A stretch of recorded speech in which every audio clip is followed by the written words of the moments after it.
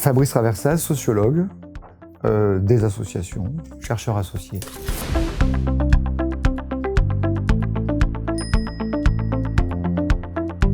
Avant, on avait très peu d'études, donc depuis maintenant 30-40 ans, depuis que l'association est devenue un objet de préoccupation en sciences sociales et dans le champ politique, on a plus d'éléments objectifs. Je sais qu'on est passé de 12 à 18 millions, je crois qu'on est à peu près aujourd'hui à 10 millions de bénévoles recensés, ce qui est énorme, d'une part, et que d'autre part, la générosité des Français est toujours au rendez-vous. Donc les Français s'engagent bénévolement, donnent leurs biens, leurs ressources, et je crois que même pendant le Covid, les courbes n'ont pas baissé. Il y a une formidable appétence pour le bénévolat et l'engagement de la société civile.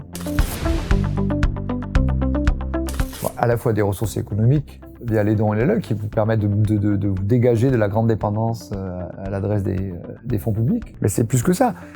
Ce sont aussi des acteurs qui peuvent mettre en place des services et instruire, en fait, ce que je voulais dire, et développer dans votre institution ce qu'on appelle aujourd'hui l'économie solidaire. C'est par le bénévolat que vous pouvez aussi, par ce truchement-là, développer des services, un modèle d'échange de services non monétaires. C'est ça l'intérêt de l'économie solidaire. Et donc, l'économie solidaire, de faire du lien, de faire société, d'instruire la solidarité au plus près du terrain. Donc c'est des ressources et du lien.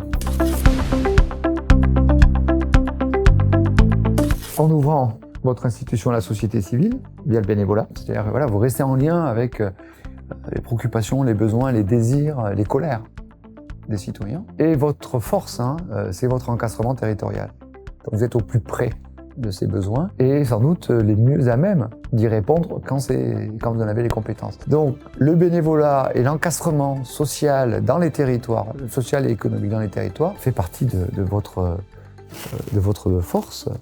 C'est en ce sens que vous apparaissez, les associations, comme une alternative, j'insiste, à la crise du capitalisme financier, via l'économie solidaire, et à la crise de la démocratie représentative, en offrant des espaces de démocratie directe et de proximité aux citoyens.